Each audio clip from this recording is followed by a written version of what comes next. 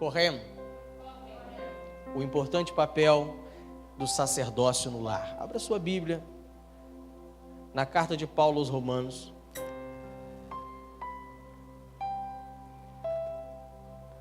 Romanos capítulo 12.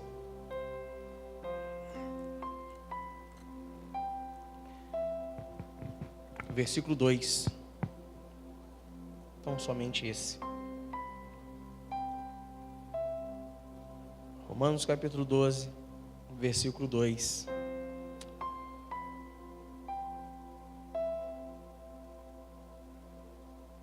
Diz assim: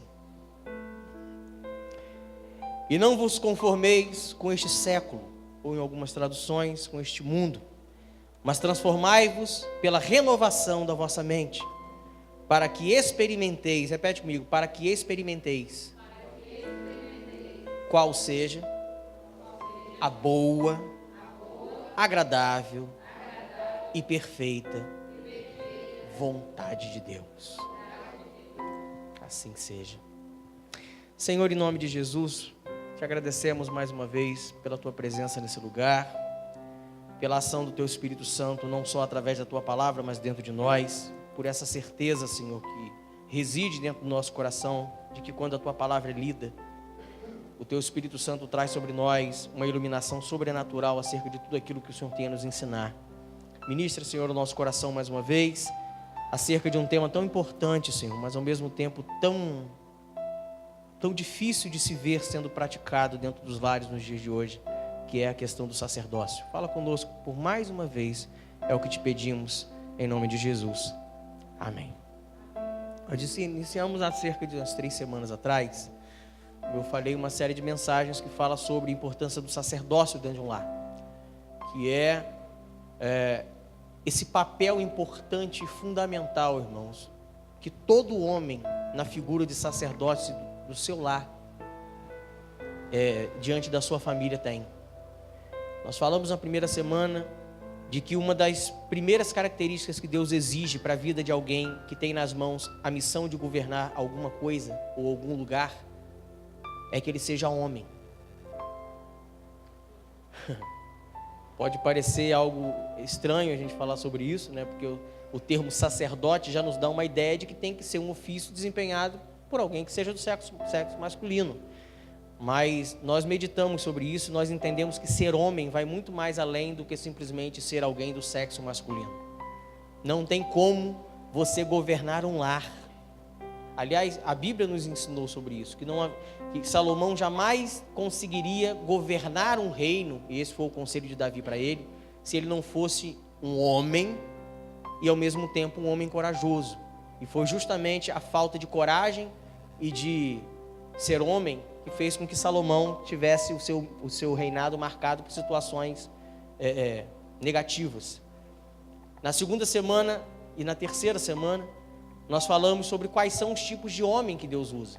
Porque você pode ser homem, você pode ter nome de homem, mas não significa que Deus vai te usar. Existem alguns tipos de homem que Deus espera encontrar dentro de um lar, para que através desse homem, esse governo dentro do lar ele se estabeleça. Ser homem é importante? É ótimo, lógico que é importante. Mas não é só o título de homem que vai garantir para nós o exercício de um sacerdócio que Deus espera. E dentre muitas coisas que nós ouvimos e nós aprendemos, é que todo sacerdote, ele é um instrumento da vontade de Deus para a vida daqueles que estão debaixo da autoridade dele. E por isso nós falamos que uma das características mais importantes de um sacerdote é a capacidade que ele tem de ouvir a voz de Deus. Se o seu sacerdócio é exercido debaixo de uma autoridade que Deus te dá, a voz que precisa ser ouvida e que vai guiar as suas decisões, que vai guiar os seus pensamentos, as direções que você vai trazer dentro do seu lar, precisa ser a voz de Deus, já que o sacerdócio é exercido debaixo da autoridade dele. E não dá para ser sacerdote sem conhecer a mente e o coração de Deus, ainda dentro dessa questão de vontade. Se nós precisamos ouvir a vontade de Deus, não tem como a gente ser sacerdote sem conhecer a mente e o coração de Deus. Porque se a missão da gente é ser um instrumento da vontade de Deus na vida dos outros, é justamente conhecendo a mente e o coração de Deus que você conhece a vontade dele. Isso aí não é só a questão de Deus, não é uma questão só sobrenatural, isso é uma questão natural. A única forma que eu tenho de conhecer a vontade de uma pessoa a respeito de algo é se eu conhecer o que se passa na mente dela. E ao mesmo tempo, dependendo da vontade, conhecer o que se passa no coração daquela pessoa. Com Deus é a mesma coisa.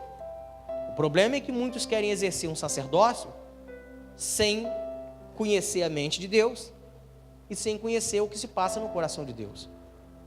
Existe um texto na Bíblia que fala algo muito interessante a respeito disso, irmãos. Deuteronômio 29, versículo 29, a Bíblia diz assim: as coisas encobertas pertencem ao Senhor, nosso Deus.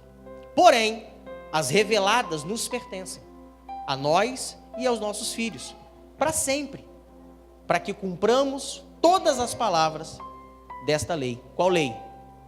Essa lei, a Bíblia. Então, em outras palavras, o que a Bíblia está dizendo, irmãos? Existem coisas a respeito da vontade de Deus que elas ainda estão encobertas, que nós não sabemos, porque elas ainda não foram reveladas por Deus, e possivelmente algumas delas nunca serão. Exemplo, a volta de Cristo. Você sabe quando que vai ser? Deus sabe. Deus tem isso muito claro para Ele. Mas nós não sabemos. Então, existem coisas a respeito da vontade de Deus que elas são encobertas. Então, isso não nos cabe saber. Porque se nos coubesse, Deus teria revelado. Mas outras, irmãos, existem outras coisas a respeito da vontade de Deus que já nos foram reveladas. É isso que o texto está dizendo. E que a própria Bíblia diz que nos foi revelado nela mesma. Então tem partes da vontade de Deus que ainda não foram reveladas, mas as que foram reveladas, foram não só reveladas e registradas. Aonde? Aqui. Então, sacerdote, gente, é alguém que precisa ter comunicação com Deus. Você precisa falar com Deus, você precisa ouvir Deus.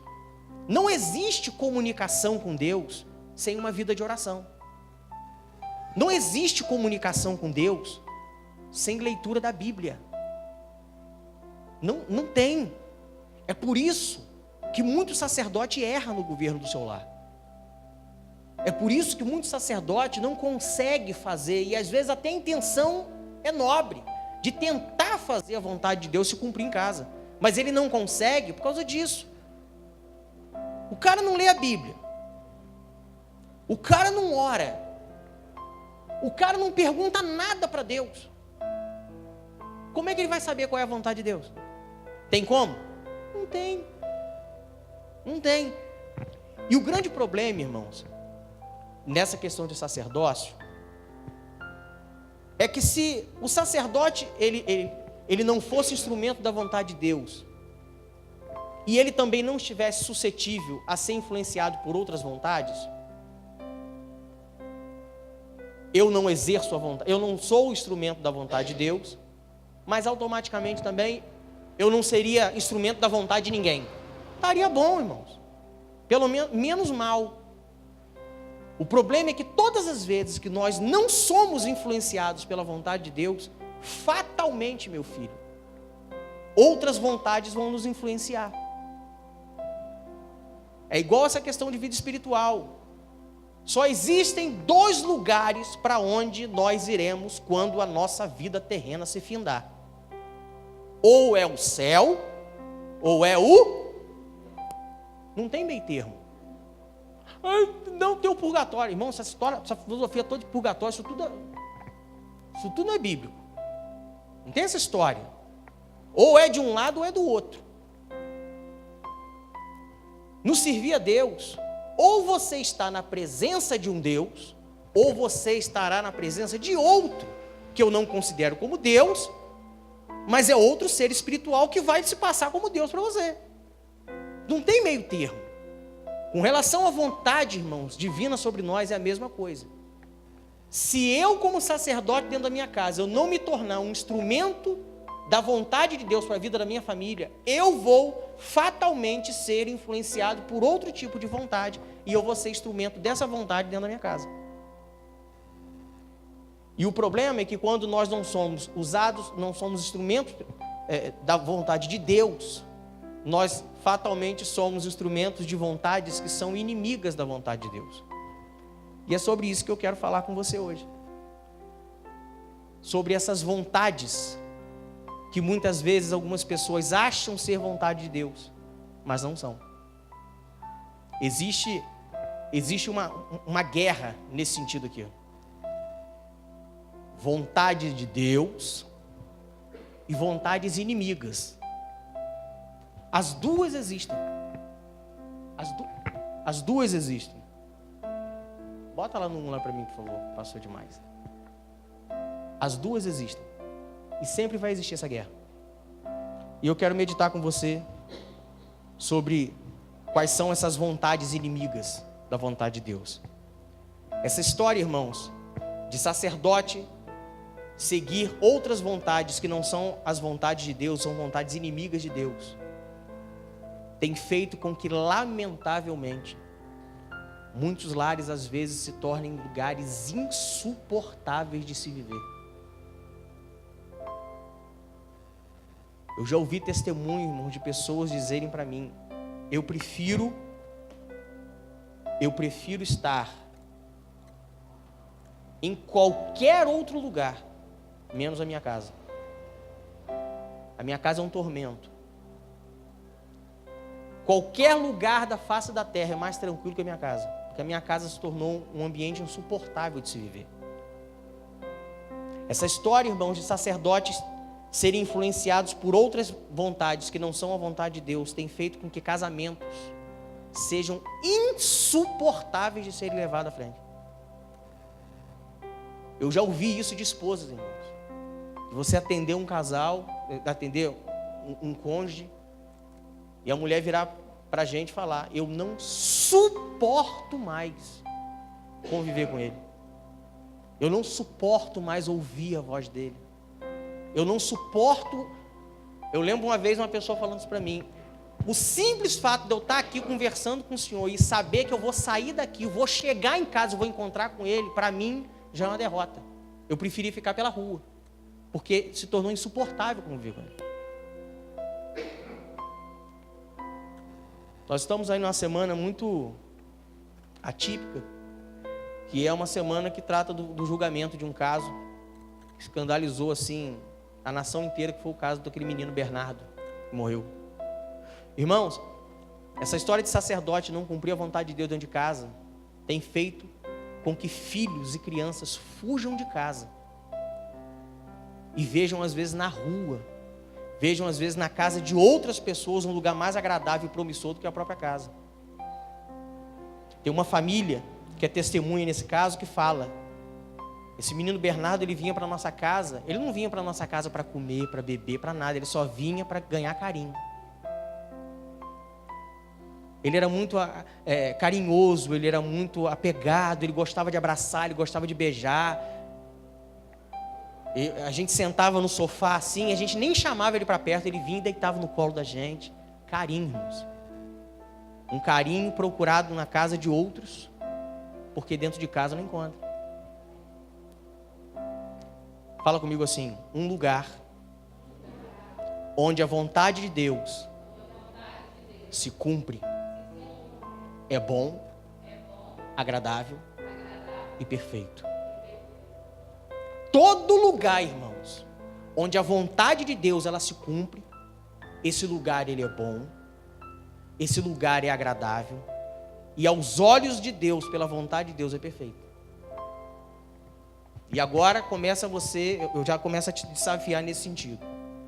Se o seu lar hoje não é um lugar bom, não é um lugar agradável e perfeito para a convivência de todos, existe algo de errado com a sua casa. Porque conflitos, irmãos, todos nós vivemos. Problemas, toda família tem. Não existe uma casa na face da terra que não tem um problema. Eu brinco muito lá em casa falando que eu tenho 2 problemas graves no meu casamento.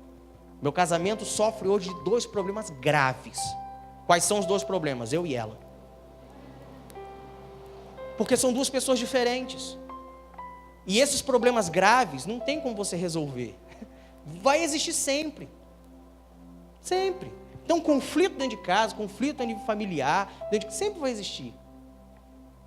Mas a capacidade que a família tem de superar os desafios, os problemas, os conflitos, ao ponto de manter um ambiente, pelo menos um ambiente agradável, apesar das lutas. Igreja tem problema? Tem conflito? Tem dificuldade? Tem desafio? Mas é um lugar bom? É um lugar agradável? É um lugar perfeito? Não estou falando das pessoas que compõem o lugar, mas o ambiente em si é um lugar perfeito. Sabe por quê, irmãos? Porque a vontade de Deus se manifesta nele. Mas eu já conheci igrejas que o ambiente é horrível.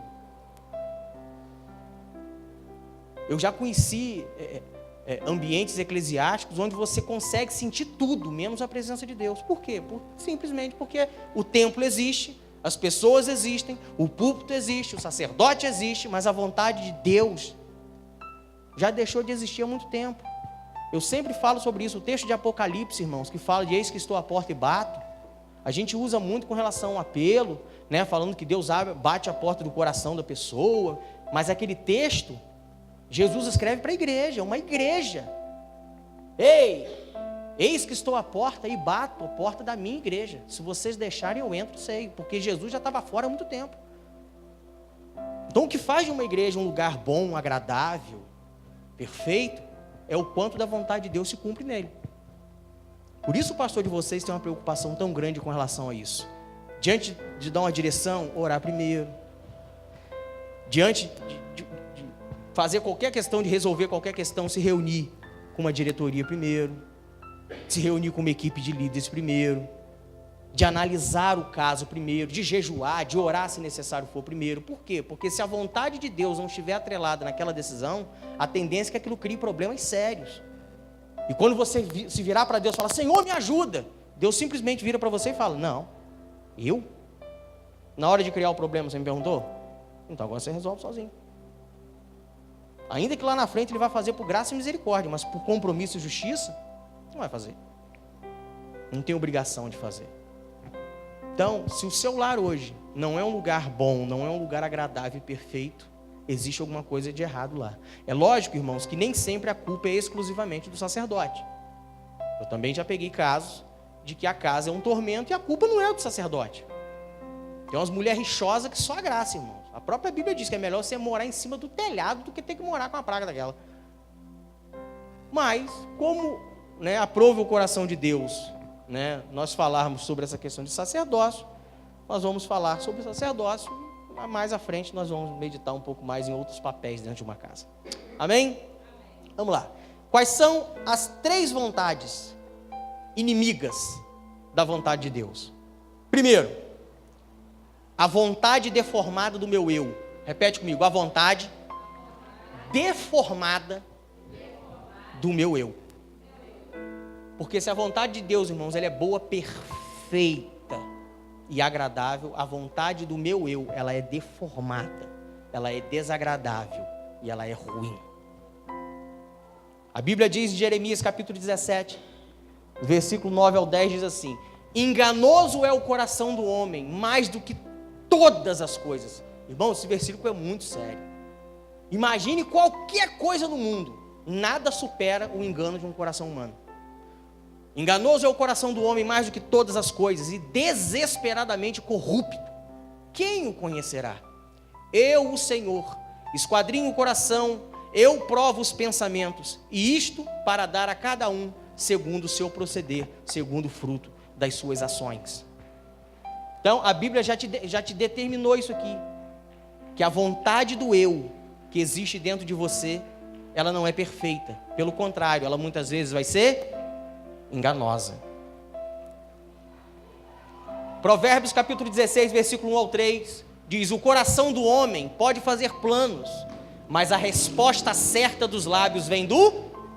Então, qualquer plano que o meu coração e o seu coração façam, a tendência é que seja um plano errado.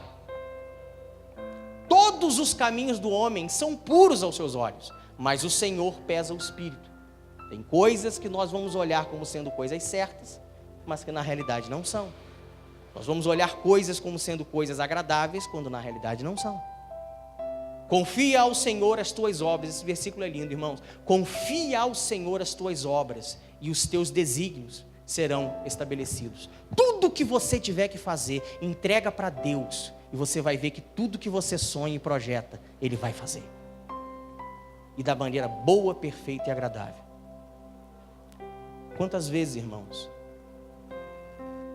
Deus, volta lá.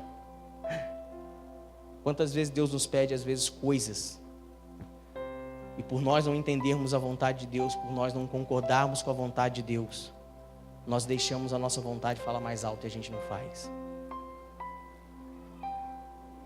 A quantidade de casamentos, irmãos, que às vezes eu vejo sendo construídos em cima de vontade humana, quando não existe paz em Deus nenhuma. Uma vez eu escutei uma pessoa falando sobre isso. Pastor, eu estou casando para consertar com Deus. Eu nunca vi casamento consertar relacionamento com Deus. O que conserta o nosso relacionamento com Deus é arrependimento pelos erros que a gente comete. Errei, me arrependo, peço perdão e me conserto com Deus. Isso é uma filosofia muito antiga de achar, fulano de tal fez mal a filha de fulano, então agora você vai ter que casar para consertar. Consertar o quê? Já estragou, meu irmão. Pelo contrário, muitos casais se casavam para se autodestruir de vez. Esse, irmãos, é um dos principais riscos. Eu nunca vi casamento consertar dentro de si. Não só por ser sacerdote, não. Mas toda pessoa corre esse risco de ouvir o próprio coração, deixando a voz de Deus de lado. Ou muitas vezes confundir a voz do coração com a voz de Deus. Da mesma forma que Deus fala ao coração, o coração também fala a Ele mesmo.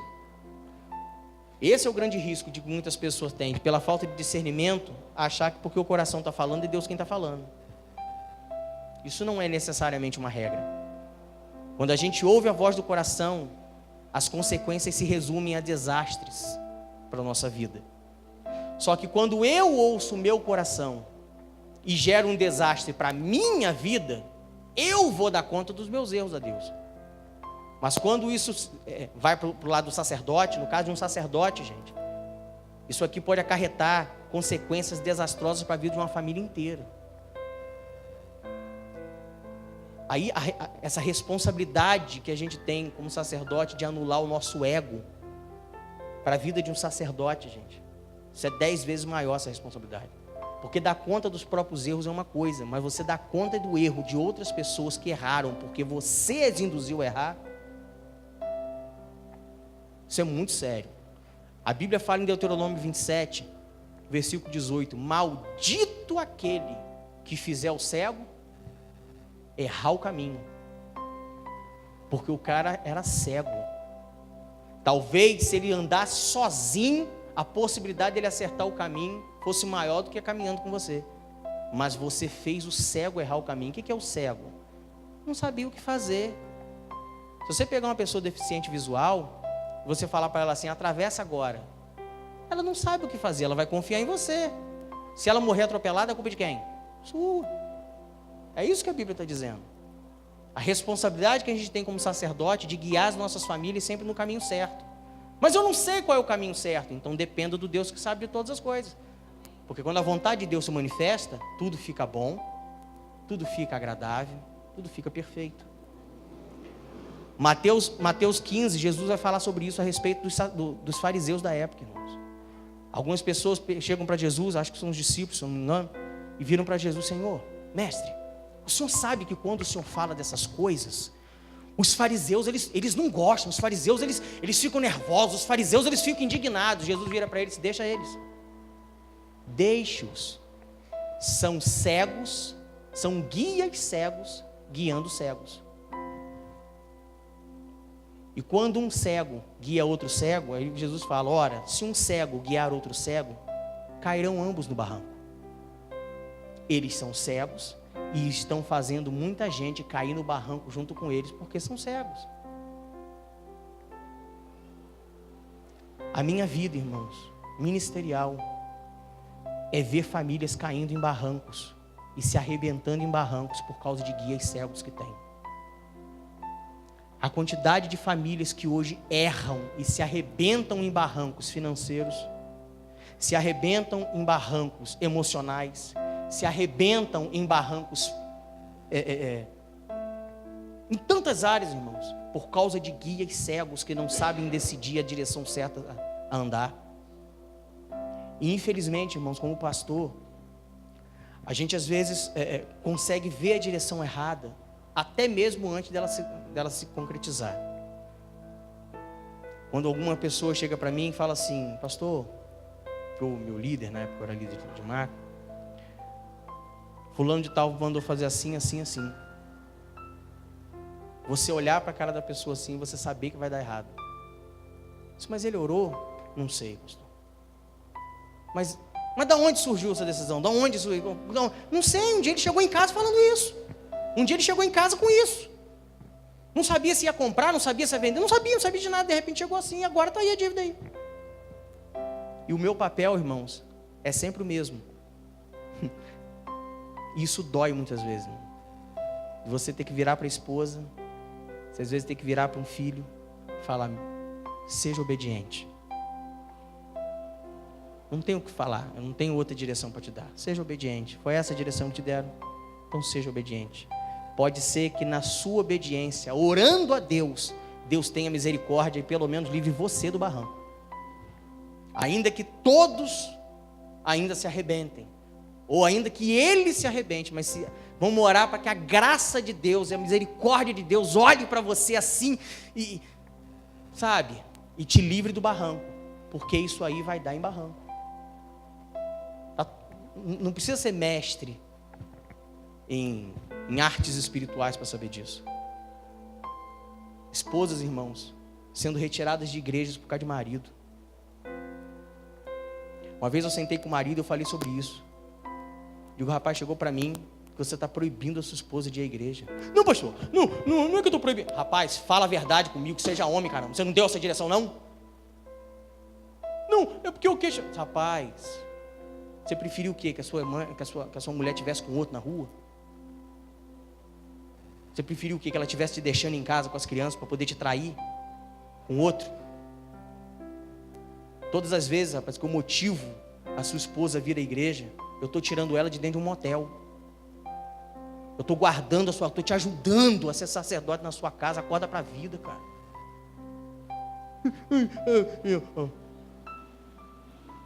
Filhos, irmãos, que são arrancados da presença de Deus por causa dos pais. Nessa igreja nós já tivemos vários casos desses. Toda vez que eu vejo uma criança saindo dessa igreja por causa de erro de pai, eu fico com o coração partido, irmãos. Porque eu não tenho dom para trabalhar com criança, não tenho. Não tem mesmo. Se eu for lá para a rede de crianças, com certeza aquilo lá estaria vazio. Mas eu amo muito trabalhar para crianças. Tivemos crianças aqui, irmãos, que a alegria da criança era quando chegava e corria para os braços. Pastor, ô pastor! E dar a paz do Senhor, de encontrar comigo, às vezes na rua, ficar do outro lado. Pastor, pastor! E você ir lá do outro lado, você abraçar, você beijar, você sentir aquele carinho. Sabe, você saber que tem tudo para crescer na presença de Deus. Tem tudo para viver uma série de experiências que você mesmo na sua vida não pôde, porque eu não nasci em igreja, irmãos, eu não cresci em igreja. Tem a possibilidade de deixar de conhecer um monte de porcaria que o mundo oferece, crescendo na igreja, e por causa de erro de pai e erro de mãe. Sair do lugar onde Deus planta e depois ficar batendo cabeça pela cidade inteira porque não sabe para onde ir. Eu já contei essa experiência aqui uma vez. Uma vez a gente teve um congresso de jovens na igreja em Campos, e uma adolescente falando que ela não ia poder ir porque o pai tinha proibido. Eu falei: mas por que ele proibiu? E a menina chorava, irmão, chorava, mas por que ele proibiu? Um pai virar na cara de uma filha e falar: você não vai para esse congresso dessa igreja. Mas pai, eu preferi que você fosse uma prostituta do que ser crente. Pensa se um ser humano tem alguma coisa dentro da cabeça, um negócio desse, falar com uma filha, rapaz. Sacerdotes, irmãos, que ouvem muito mais a voz deformada, a vontade deformada do eu. do que a vontade de Deus. E você vê uma jovem chorando e você não poder fazer nada. Às vezes pais que a gente motiva para poder estar presente no batismo de um filho. Seu filho vai se batizar. E eu mesmo motivo. Poxa, chama seus familiares para viver esse tempo com você. E às vezes você vê a pessoa chegando assim no domingo de manhã triste, com a roupinha debaixo do braço. Por que você está triste? Não vem ninguém não? Não. Fizeram um churrasco lá em casa. Fulano de tal foi para o churrasco, foi não sei aonde. Mas não tem problema não. O importante é Jesus. Às vezes quando você motiva um familiar para receber uma pessoa vindo de um encontro com Deus, você vê, irmãos, às vezes a pessoa aqui vendo os outros familiares recebendo outros, e a pessoa sozinha. Sacerdotes que erram e que põem em risco a casa inteira. Segunda vontade inimigo de Deus, a vontade influenciadora dos outros. Eu tenho uma frase, irmãos, na realidade uma teoria assim na qual eu baseio o meu ministério e o meu chamado. E eu aplico isso dentro do meu ofício sacerdotal, tanto dentro de casa, como no meu ofício sacerdotal dentro de igreja. Eu fui chamado para pastorear a vida das pessoas e não as vontades das pessoas. Eu fui chamado para cuidar da vida das pessoas e não a vontade das pessoas. Porque se você entrar como sacerdote nessa onda de querer ser sacerdote da vontade das pessoas, fatalmente você vai acabar sendo influenciado por uma vontade que não é a vontade de Deus, mas é a vontade das outras pessoas. Todas as vezes que nós damos mais ouvido à voz influenciadora das pessoas, de alguma forma você vai acabar descumprindo a vontade de Deus para a vida daquela pessoa ou até para a sua vida mesmo. E o que mais nós temos hoje ao nosso redor são pessoas querendo que a gente faça aquilo que elas fazem, aquilo que elas querem que faça. O tempo todo você vê pessoas dando ordem na sua vida. O tempo todo tem pessoas querendo resolver os seus problemas. Você já viu? O tempo todo. Você já viu aquelas pessoas que têm problema no casamento querendo dar dica do casamento dos outros? O cara não sabe cozinhar e quer dizer para você como é que cozinha. Queima um arroz dele todo dia e quer te ensinar a cozinhar feijão. Pessoa que não trabalha com venda quer te ensinar a vender. Pessoa que não vive com Deus quer te ensinar a viver com Deus. É o que eu falei no início, irmãos. Hoje nós temos vivido dias onde nós temos muitos profetas, mas poucos servos. Tem muita gente gostando de falar, mas pouco de ouvir. Nós temos dias aí de muitos mestres, mas poucos discípulos. Todo mundo quer ser mestre. Todo mundo quer discipular, mas ninguém quer ser discipulado. Todo mundo quer tratar, mas ninguém quer ser tratado. Então, isso para a vida de um pastor, essa questão dessa vontade influenciadora dos outros, para a vida de um líder, para a vida de um sacerdote dentro de casa, é um dos maiores perigos, irmãos, para o ofício sacerdotal. O Salmo 1, no versículo 1 diz assim: bem-aventurado o homem que não anda no conselho dos ímpios, não se detém no caminho dos pecadores, nem se assenta na roda dos escarnecedores. Antes, tem o seu prazer na lei e nela medita dia.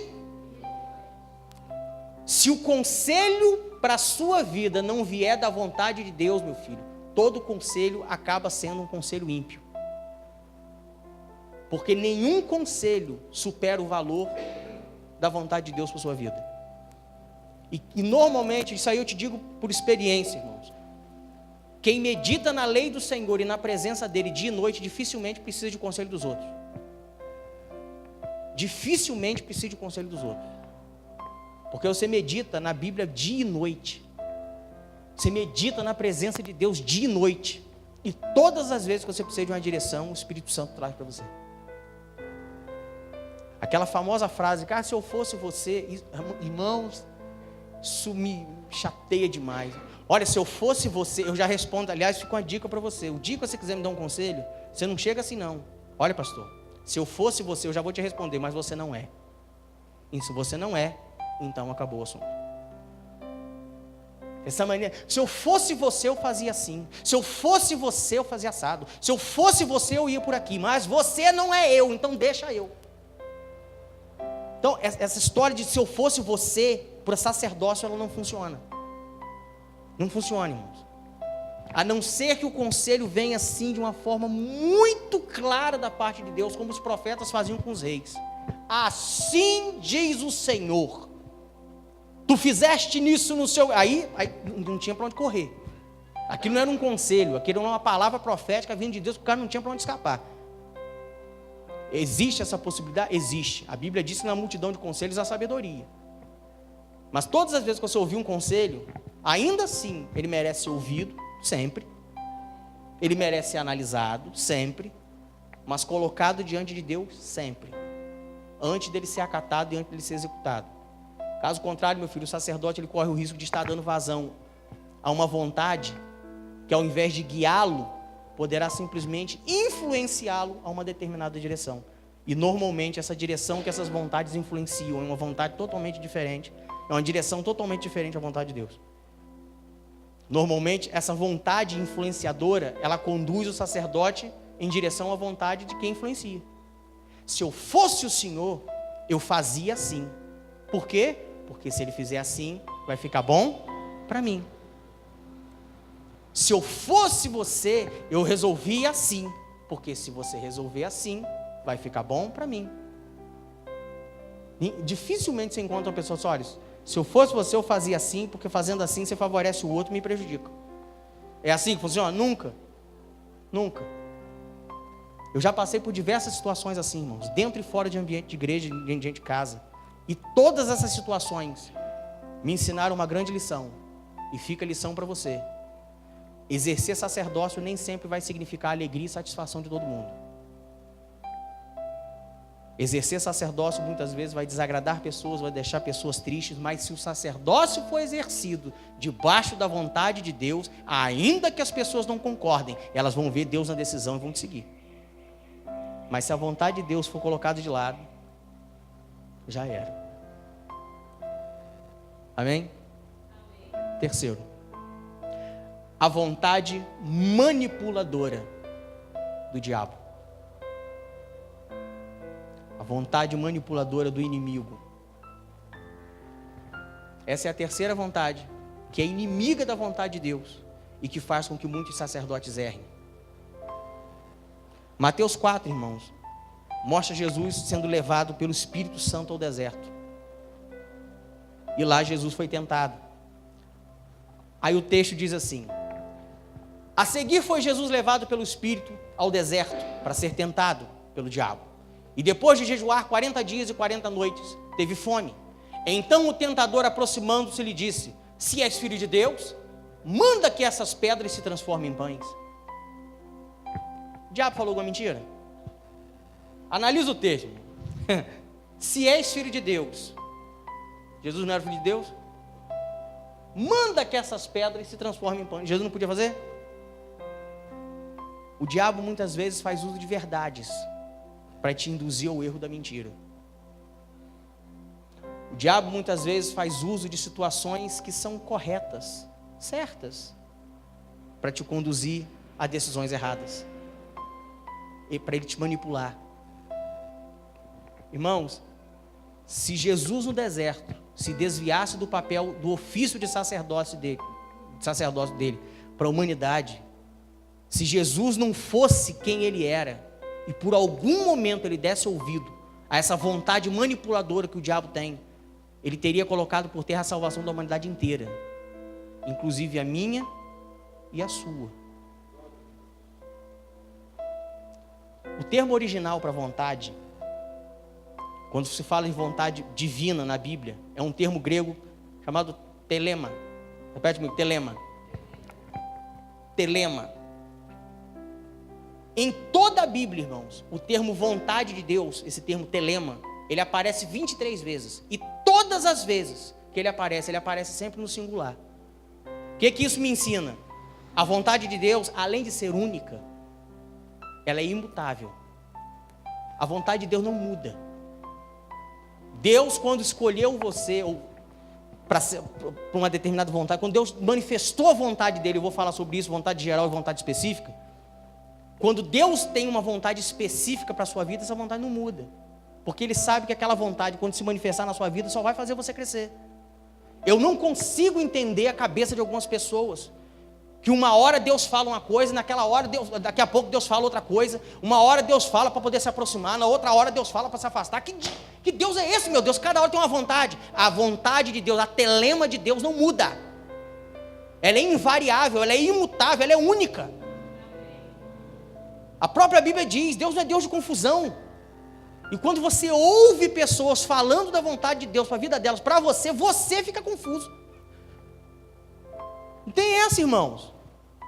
A vontade de Deus, ela se divide basicamente em duas. Uma é a vontade geral. O que é a vontade geral? É a vontade que Deus tem para todos, para a humanidade. Qual era a vontade de Deus para a humanidade inteira? Que todos fossem salvos. Jesus veio à terra para salvar todos. Isso é uma vontade geral de Deus. Não é porque era um ou é porque era outro. Para todos. A vontade específica é a vontade que Deus tem para a sua vida especificamente. Deus tem uma vontade para a vida da Elaine nesta igreja. Não é necessariamente a mesma vontade que Deus tem para a minha vida. Deus tem um plano na vida da Josi nessa igreja. Mas não significa necessariamente que seja o mesmo plano que o meu. Qual é o plano de Deus para a vida dela? Ser um instrumentista nessa área. Qual é o plano de Deus para a vida dele? Ser um vocal, ou ser um membro de diretoria em outra área. É a vontade específica de Deus para ele. Significa que essa vontade específica de Deus vai ser sempre essa? A vontade pode até ser, mas o lugar onde essa vontade vai estar se manifestando na vida dele, não. A vontade de Deus hoje na vida dela se manifesta aqui. Pode ser que amanhã a vontade de Deus se manifeste em outra coisa, com outro dom. Mas isso só vai proporcionando crescimento na vida dela, ou na vida dele. Por isso, irmãos, que é importante que a gente esteja assim, sempre em contato, em relacionamento, em intimidade com Deus. Porque a única forma que eu e você temos de descobrir qual é a vontade específica de Deus para a nossa vida é dessa forma. Caso contrário, o inimigo nos manipula, nos desvia do rumo, do propósito, da vontade de Deus para nós. Ele muitas vezes não quer destruir a gente, mas se ele conseguir desviar a rota do rio, se ele conseguir abrir um canalzinho, desviar o fluxo das águas da vida da gente, já é o suficiente para ele. Vou te dar um macete. Antes de terminar, vou te dar um macete para você descobrir se algumas áreas da sua vida hoje estão sendo guiadas pela vontade de Deus ou por qualquer outra vontade inimiga da vontade de Deus. Você quer um macete? Sim ou não? Avalie os resultados. É só você avaliar os resultados. As decisões que eu tenho tomado na minha vida, naquela determinada área, tem me levado a resultados promissores, que tem me feito crescer naquela área, avançar naquela área, evoluir naquela área, ou só tem me puxado para trás? Ou tem me paralisado?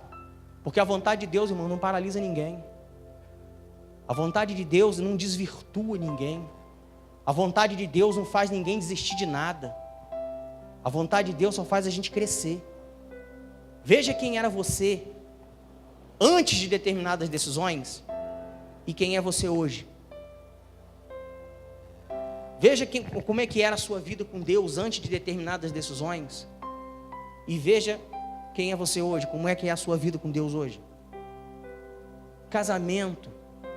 Veja como era o seu casamento antes de determinadas decisões, seja elas quais forem que você tomou, e veja como é que é hoje. Os resultados dessas decisões vão te mostrar se foi a vontade de Deus que se manifestou ou não. Como é que era a sua vida financeira antes de determinadas decisões? Agora olha a sua vida financeira hoje. Irmãos, tem pessoas que têm uma capacidade tremenda de destruir a própria vida financeira por causa de decisões erradas. Veja como era a sua vida ministerial antes de você tomar determinadas decisões. E como é que é a vida hoje? Pelos frutos, gente. A gente conhece se os métodos e as decisões foram acertadas ou não. Se foi vontade de Deus mesmo que se manifestou, a coisa só vai para frente. Mas se qualquer outra vontade se manifestar, a tendência é que os resultados sejam negativos. E isso, irmãos, às vezes é tão claro. Essa questão dos frutos, dos resultados, se mostra de uma forma tão evidente na vida de algumas pessoas, que a gente consegue ver não só na nossa vida, como a gente, mesmo não querendo, consegue ver na vida até do outro. De outras pessoas. Da pessoa dizer, não, porque eu decidi assim, porque Deus mandou. E você olha para a vida da pessoa, você vê, está na cara que não foi Deus que mandou. Mas por uma questão de respeito, você tem que, né? Amém. É você que está dizendo. Avalie os frutos. Avalie os resultados. Pode ser que você descubra que algumas áreas da sua vida, que algumas áreas da sua casa, que algumas áreas onde o seu sacerdócio tem sido desenvolvido, pode estar sendo manipulado, pode estar sendo influenciado, pode estar sendo deformado por vontades que não têm nada a ver com a vontade de Deus. Amém, irmãos? Pense nisso. Vamos ficar de pé.